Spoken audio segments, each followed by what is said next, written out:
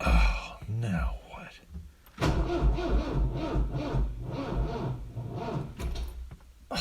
Hey, thanks for dropping by. Can't Let Her Die DIY. Who are we saving today? It's not a vehicle this time. We're saving the pump. That's right. We got no water. What? Do you have no water? If you found this channel, you found this video, you probably don't have any water either. You're wondering what it is. Maybe I can help you. Maybe we can help each other. I'll show you my system. I got no water either. I'll show you what's going on. Check it out. Come down here. You can see here is my pressure tank. This is floor underlay that I kind of put around it. It keeps the condensation off of it. So it works really well. It's just a wrap that I kind of created. No big deal. But this is the pressure switch, pressure gauge. Okay, so the water comes in from the well right here. The pump pumps it in. So the pump cuts out at 50 psi's. The water goes in here, pressurizes the pressure tank, and then the water continues on up through here. Right, goes into the water conditioner, which I also wrapped to prevent condensation from forming. And then it gets treated, and it goes into the hose. So what this is your pressure valve, right? What that does is it tells when the pump tells the pump when to turn on, when to turn off. So it's reading the pressure in the system down here, and it's set for between 30 psi's and 50 psi's. So when you use water and the water starts to drain, and it drains down to 30 psi, this kicks in, turns on, completes the electricity going to this box right here, and that charges the pump. So in a sense, this turns the pump on at 30 psi's, and when the pump pressurizes to 50, it turns it off, turns the pump off. So the pump, and so then you use your water, and this eventually goes back down to 30. At 30, this kicks on and recharges your pump, and it cycles through it again. That's what's supposed to happen. But look at mine. I'm already down to, what, 15 psi's. It did not kick on, and that's the problem. It is not kicking on. It is kicking off, so I can manually turn it on. I have a little switch here on the side which I can manually turn on, which I will, like that. It goes up to 30. You can hear it click up in here, right? So that gets energized. It hits the pump. The pump is now down in my well, so you can't hear it, but you can see it is pumping and generating the pressure, and that should go to about 50 and then cut out.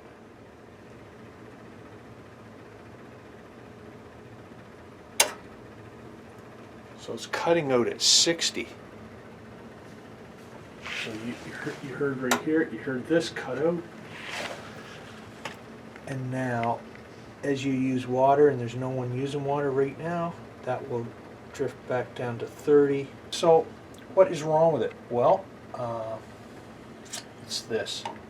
I believe it's this. I've tested the pressure tank. There's a little valve in here that you can see what kind of pressure your tank's pumping out at, and I'm at like 28 psi's on my pressure tank. It's a little Schrader valve.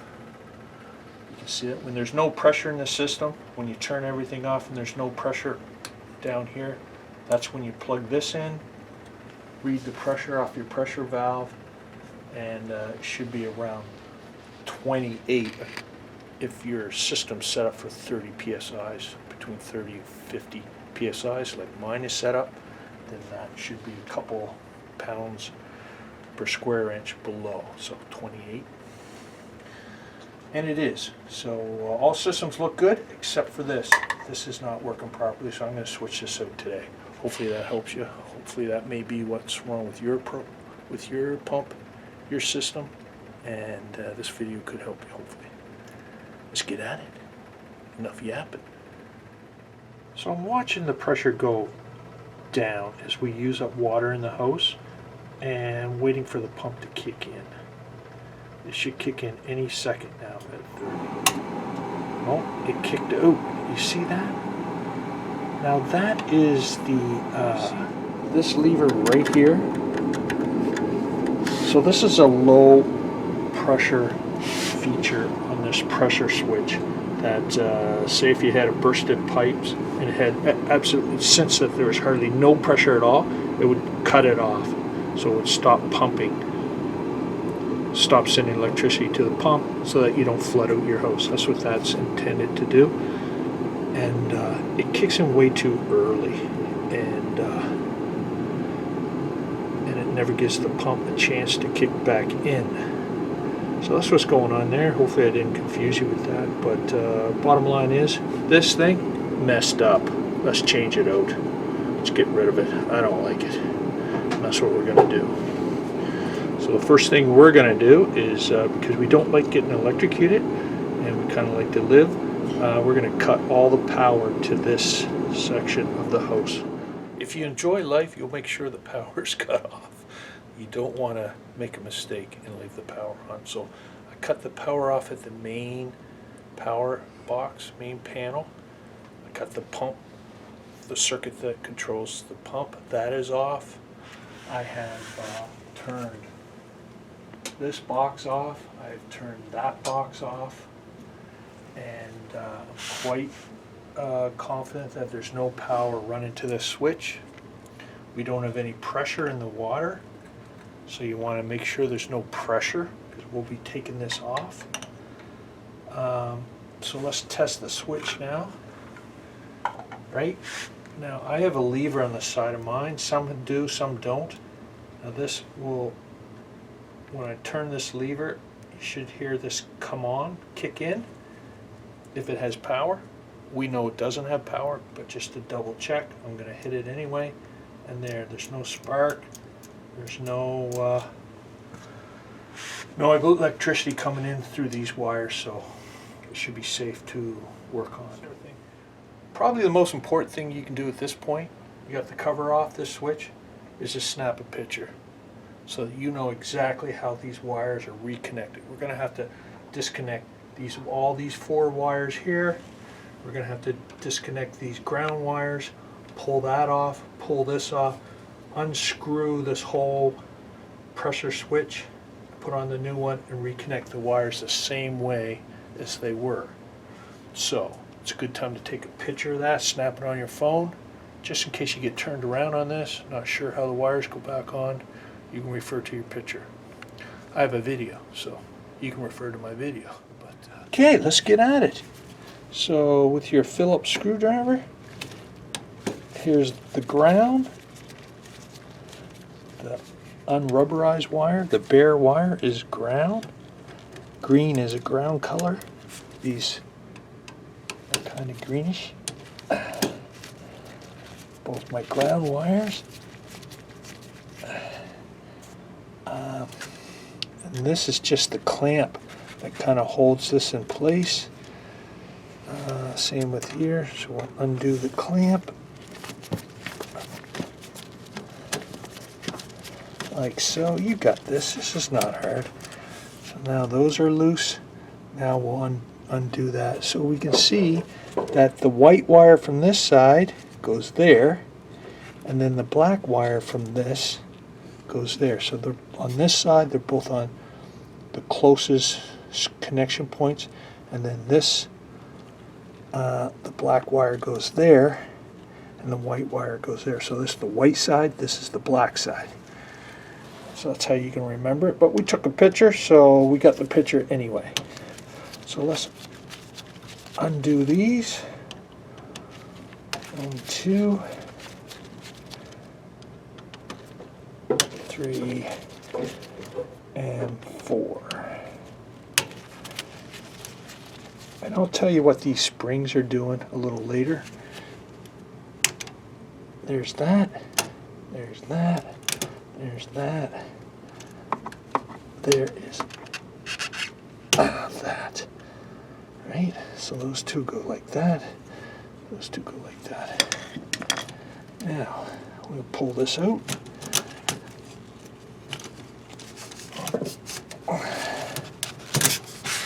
Like that. And we'll pull this out. Straighten these puppies out so it's easier. Pull those through. So like that.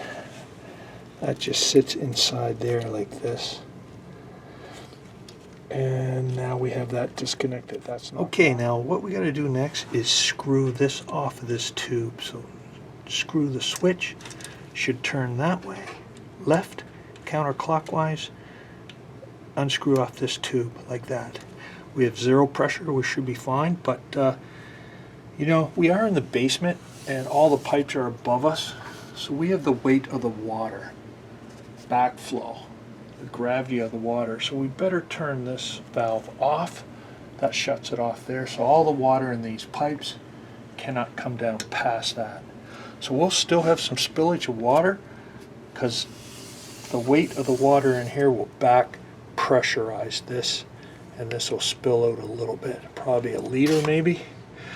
You always get a little wet in these situations, and that's what I'm expecting. There may be some backfill from this pipe, kind of goes up from the well there, so maybe a liter and a half, maybe 2 liters. We'll see. Next step is to take this off. So I've got an adjustable wrench here. That's going to go that way. I'm going to hold on to my pipe so I don't bend my pipe, the threaded pipe there, and see if this will, see, and there's my problem right now. It is turning down here. I don't want it to turn down there. I want it to turn up here because I want to keep this attached. So let's try again.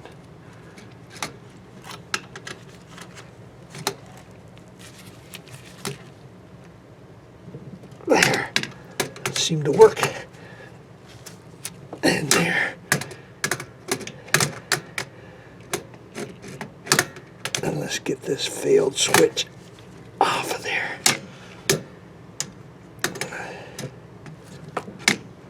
And once you get it to that, I should be able to do this with my hands like that. Now we're going to have some water leak out here. So I have an old ice cream container here. I'll put that to the right size. It goes right there. Got my rag close. And let's continue. Screwing off the pressure switch. Getting some leakage. And wow, that wasn't too exciting. I was expecting more backflow. Now if I had this open, we'd get a lot more water out of this switch. But because that cut it off, we're not getting hardly any backflow on that. That is super. That is great. I didn't get wet. Bonus.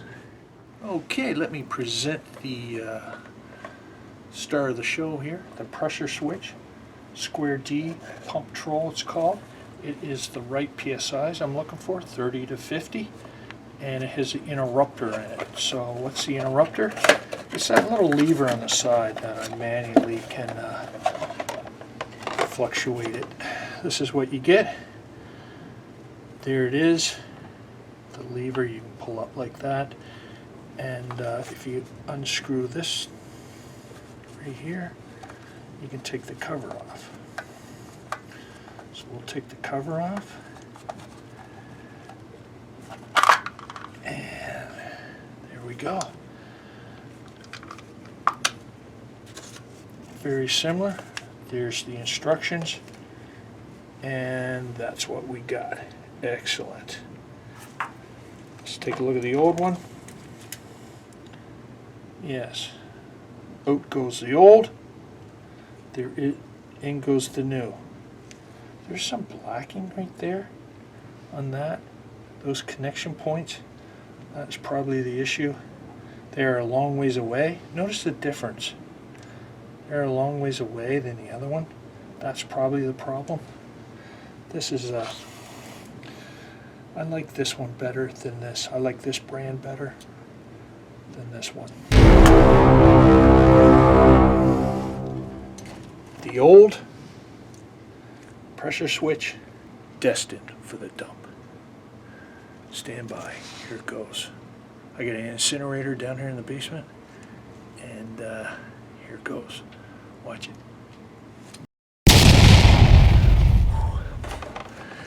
That's gone. History. And we'll put on the new one. Okay, this is 1/2 inch Teflon tape.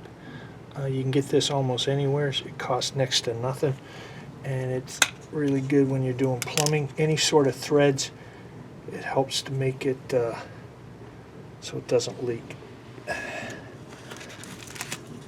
So it fills in the threads, sorta.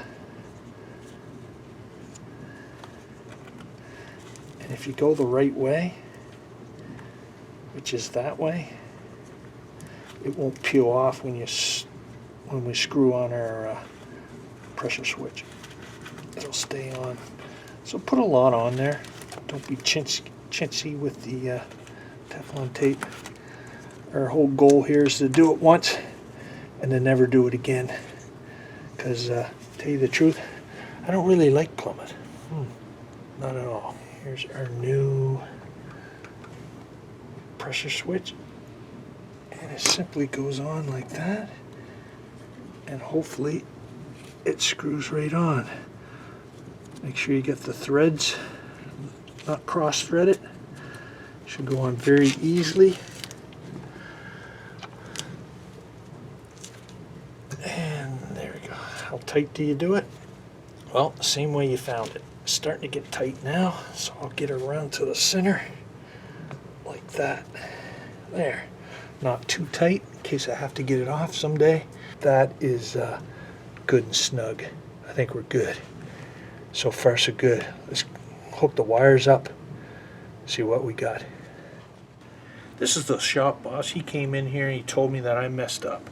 I already disposed of my old pressure switch without taking off these clamps. I need these clamps. So I pulled it out of the, luckily my incinerator is a fake incinerator and I can pull this out. So there we go. You need these clamps, these wire clamps on either side, because they don't come with the new pressure switch. That's why he's the boss. Hey, shop boss. He shows up in all my videos. And now we get to incinerate this again. Stand back. You heard it the first time. It's already fired up. It's even going to be worse. And out goes the old.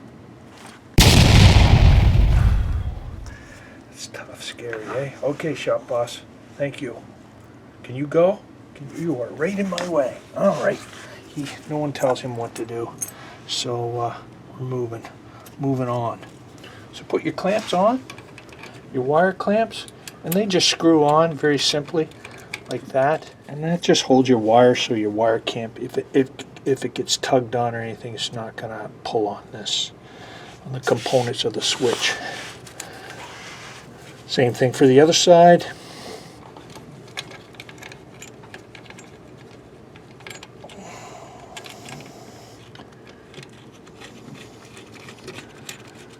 And make sure this part is facing out so it's easy to disconnect it if we ever have to do this again, which I'm hoping I don't.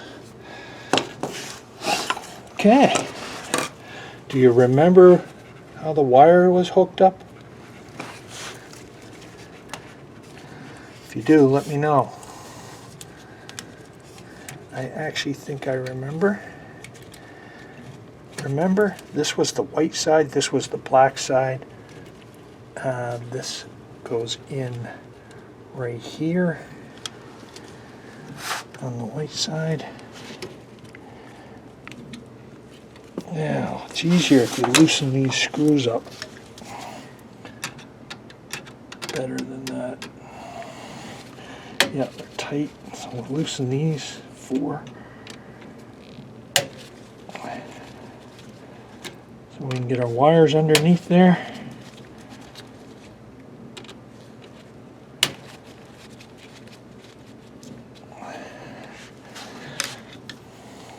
So white.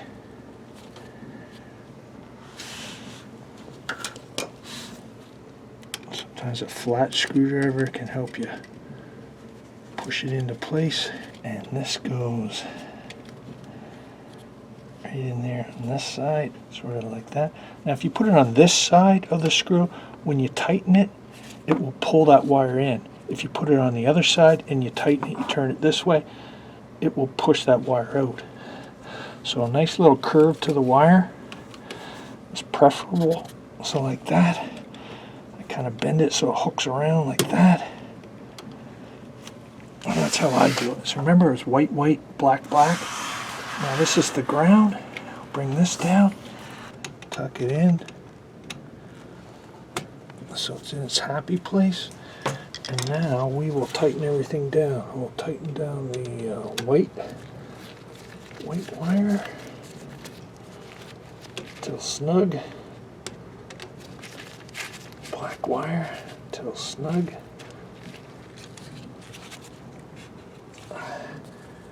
And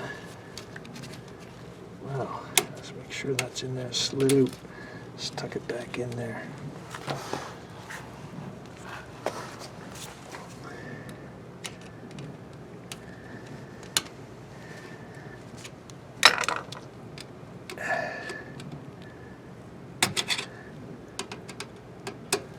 And the ground wire. There. Now we do the same thing with the other side of the wire. Okay. Now let's go in with their other wires. Get them all the way in there.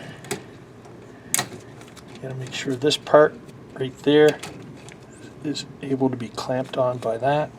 Let's do that first. And we got that in there like that. Seems a little loose, doesn't it? I think we're good. It doesn't have to be super tight. I had a hard time getting it off. The Teflon tape will make it so it doesn't leak. Okay. Let's do the ground wire first.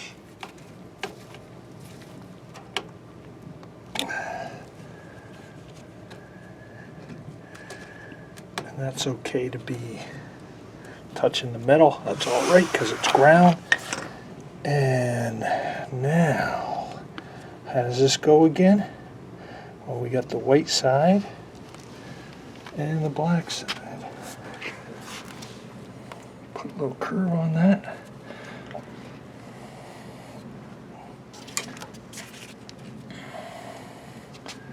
Little curve on there.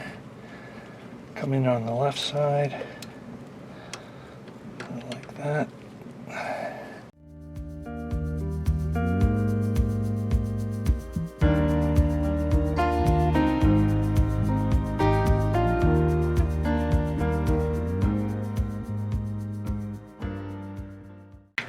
You may notice this spring here in the back. We got 2 springs. We got a big spring and we got a small spring. Now, what they are is this one controls the, remember this was preset for 30 psi's, kicks in at 30 psi's, kicks out at 50 psi's. If you want to adjust that, if you want to crank that up, you want more pressure, you can turn it clockwise with a 3/8 wrench like this. Turn that nut 3 revolutions. They say 1 revolution for every 3 pounds pressure. So if you're going to go 10, if you're going to change it from 30 to 50 to 40 to 60, then you would have to go around 3 times on that one, and that'll make it go from 30 to 50 to 40 to 60. So it cuts in at 40, cuts out at 60. But it's preset at 30 to 50. That's where I want it. This is the differential, so set it at a 20-degree differential. So there's 20 pounds pressure between 30 and 50, so you don't really need to touch that one. And that's how you would adjust it if you need to adjust it. But it's better to get these by the pressure switch that works with your system, and so I do not need to adjust it. So that is it, hopefully. We got that on, we got this on, we got the grounds tight, those are all tight. Looks good. Now we need to turn on the electricity and see if it works. Okay, now what you want to do is put the cover on, right? Put that cover on, screw her down, and then turn on the power. So that you cannot touch these wires once the power is on. I just want to show you how that is working. So I am going to leave the cover off.